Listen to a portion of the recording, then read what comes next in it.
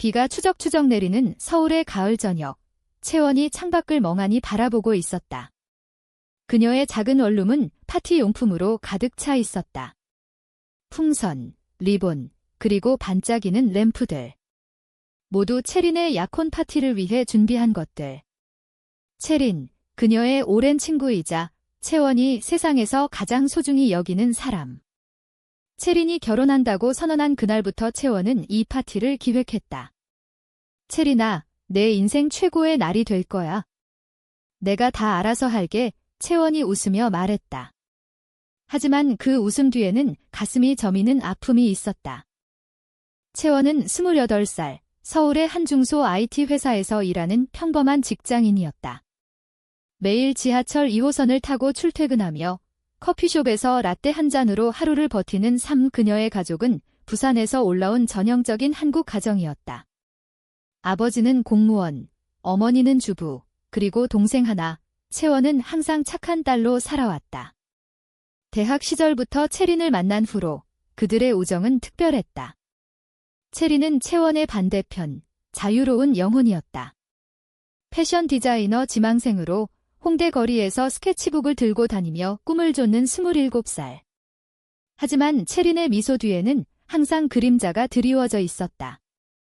채원아, 나 결혼할 거야. 왜 채린이 그 말을 한 건 지난 여름 한강공원에서였다.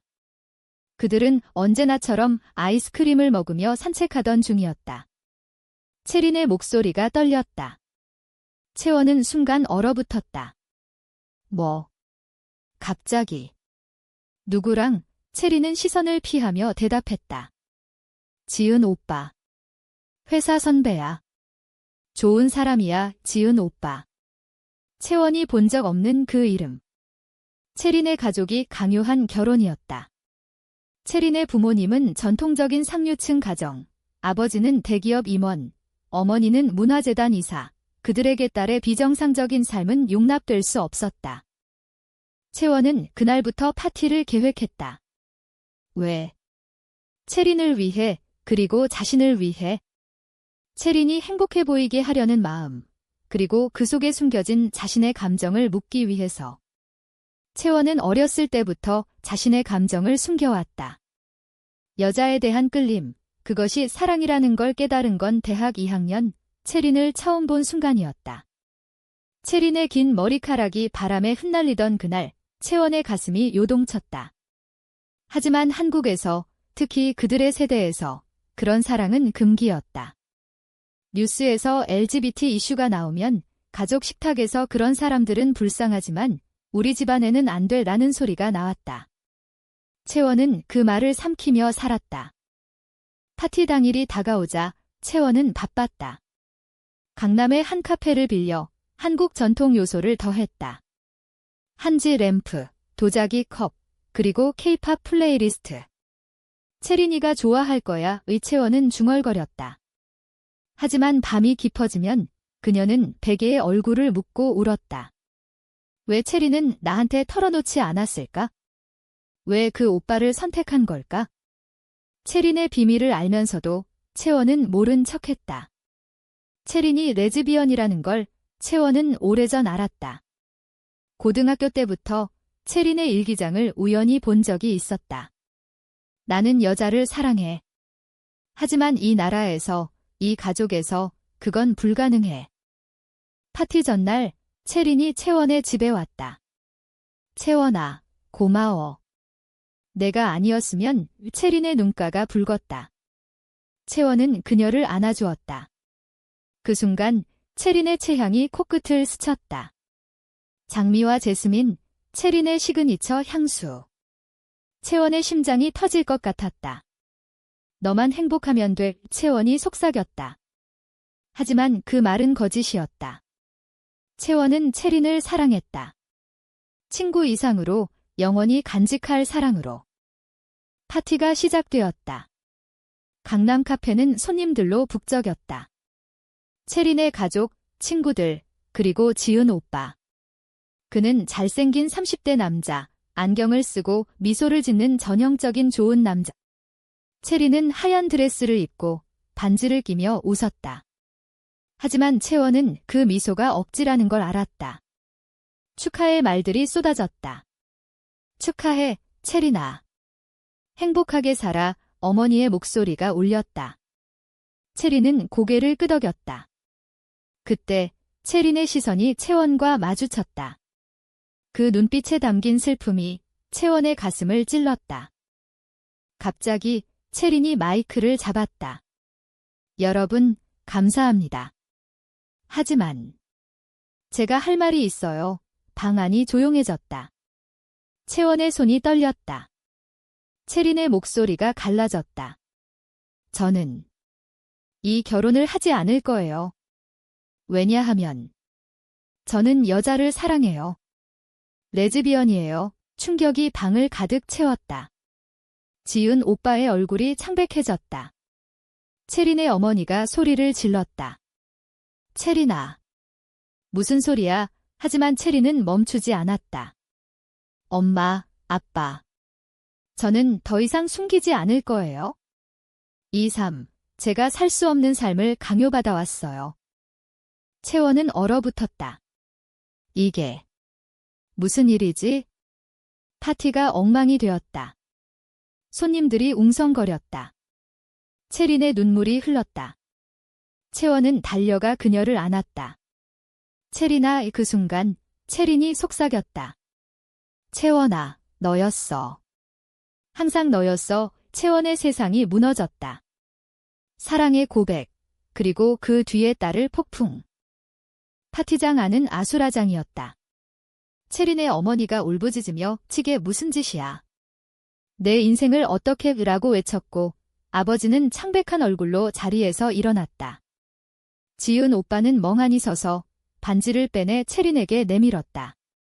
체린 씨, 나한테 미안해요. 그의 목소리는 차분했지만 눈에는 배신감이 스쳤다. 체린은 고개를 저었다.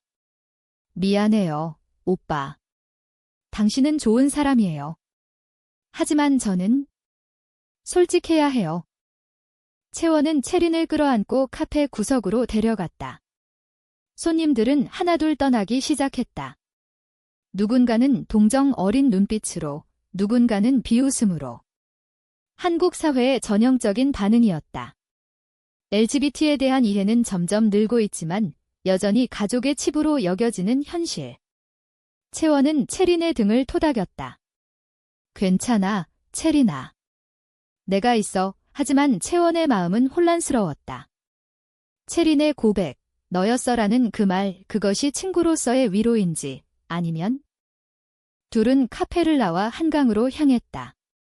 비가 그친 밤하늘, 네온 사인이 반짝이는 강변. 그들은 벤치에 앉아 조용히 물을 바라보았다. 체린이 먼저 입을 열었다. 채원아, 미안해. 파티를 망쳐서. 내가 그렇게 열심히 준비했는데. 우채원은 고개를 저었다. 아니야. 내가 용기 낸 거 멋져.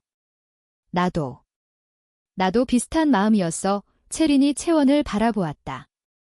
그 눈빛에 담긴 감정이 채원의 가슴을 울렸다. 체린의 이야기를 듣는 동안 채원은 과거를 떠올렸다. 그들은 고등학교 동창이었다.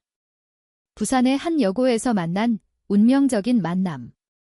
체린은 반의 스타, 미모와 재능으로 모두의 주목을 받았지만 속으로는 고독했다.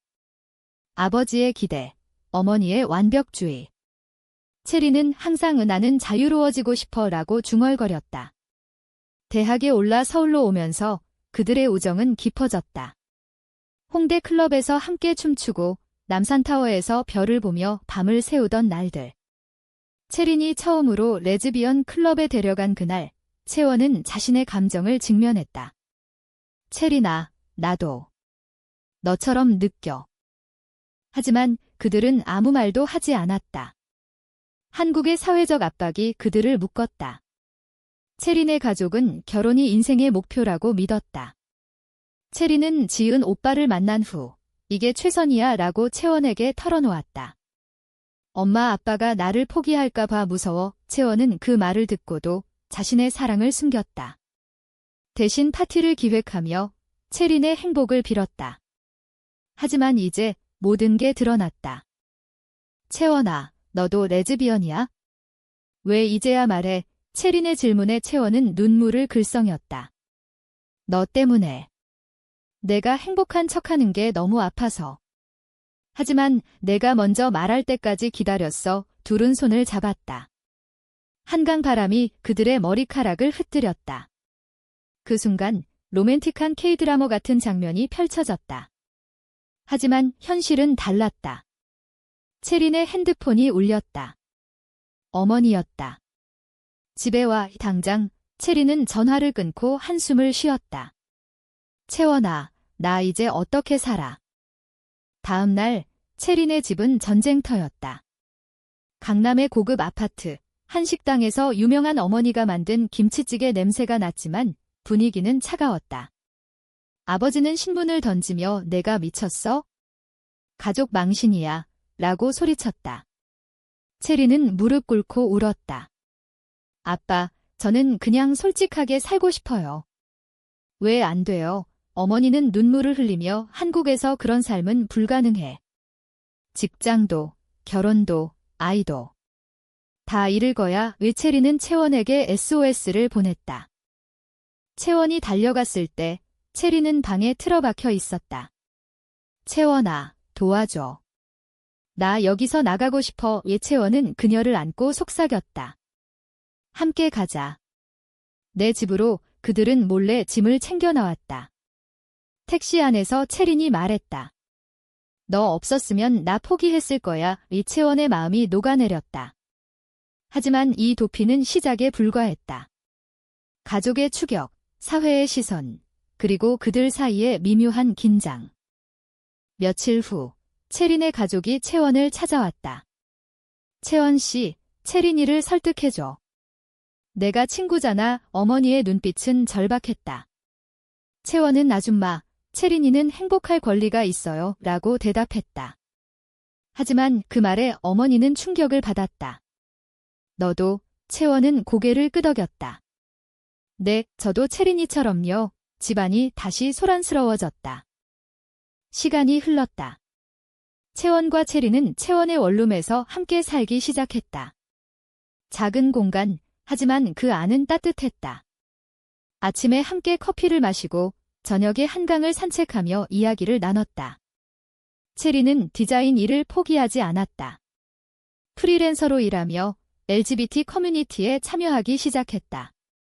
서울의 퀴어 카페 레인보우 하우스에서 만난 사람들, 그들의 이야기가 채린을 위로했다. 채원은 직장에서 은밀히 지지를 받았다. 상사가 괜찮아. 나도 동생이 그래라고 속삭여 주었다. 하지만 평화는 오래가지 않았다. 채린의 가족이 포기하지 않았다. 아버지가 변호사를 보내 상속권 포기 서류를 가져왔다. 내가 그렇게 살겠다면 우리와 끈차의 채린은 서류를 찢었다. 아빠, 후회할 거예요. 어머니는 몰래 채원에게 전화했다. 채원아, 채린이를 설득해. 너희 둘이 이상한 관계라서. 채원은 분노했다. 아줌마, 사랑은 이상한 게 아니에요. 한국에서도 변할 거예요.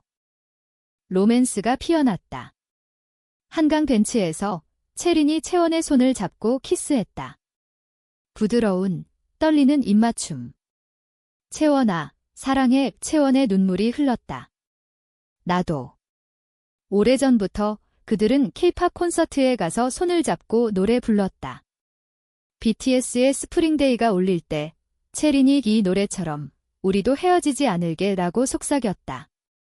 하지만 현실의 벽은 높았다. 고조는 채린의 배신에서 왔다. 아니, 배신이라기보다는 절박한 선택. 채린의 가족이 결혼하면 용서라고 제안했다. 지은 오빠가 다시 나타났다. 채린 씨, 나 아직 포기 안 했어. 친구로라도. 채린은 흔들렸다. 채원아, 잠깐만. 가족을 잃고 싶지 않아. 채원은 충격을 받았다. 나한테도 배신이야. 채린은 울었다. 아니, 그냥. 시간만 줘. 채린은 가족 모임에 갔다. 채원이 따라가지 못했다. 그날 밤 채린이 돌아오지 않았다. 채원은 불안에 떨었다. 다음 날 메시지, 미안해.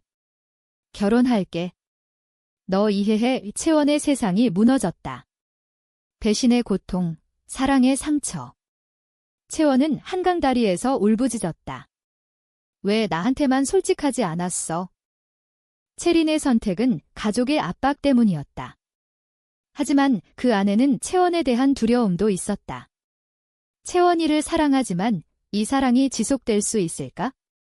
한국에서 채린은 혼란스러웠다. 지은 오빠와의 만남은 위로였다. 그는 나도 이해해. 그냥 내 곁에 있고 싶어 라고 말했다. 하지만 채린의 마음은 채원에게 있었다. 채원이 채린을 찾아갔다. 가족 집 앞에서 대치. 채린아, 나와. 채린이 나왔다. 눈이 붉었다. 채원아, 가물이 끝났어. 하지만 채원의 눈빛이 채린을 흔들었다. 너 없인 못 살아. 둘은 안아 울었다. 가족이 지켜보는 가운데 배신의 상처는 깊었지만 그것이 그들을 더 강하게 만들었다. 채린은 결국 결혼을 포기했다. 아빠, 엄마. 저는 채원과 함께 할 거예요. 용서 안 해도 돼요. 가족은 충격받았지만 어머니가 먼저 무너졌다. 채린아. 내가 행복하다면 아버지는 시간이 지나 이해했다. 한국 사회의 변화, 드라마와 영화에서 본 LGBT 이야기들이 그를 움직였다. 채원과 채린은 새로운 삶을 시작했다. 채린은 디자인 스튜디오를 열었고 채원은 LGBT 지원 단체에 참여했다. 그들은 제주도로 여행 갔다. 검은 모래사장에서 손잡고 걸으며 우리 결혼하자라고 속삭였다. 법적으로는 아직 멀었지만 그들의 사랑은 영원했다. 한강 벤치, 그들이 처음 고백한 곳, 이제 그곳은 추억의 장소. 채린이 말했다. 채원아, 고마워.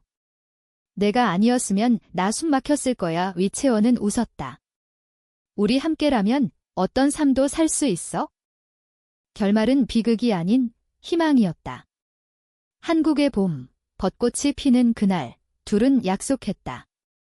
영원히 사회의 시선은 여전하지만 그들의 사랑은 빛났다. 인간적인 따뜻한 결말.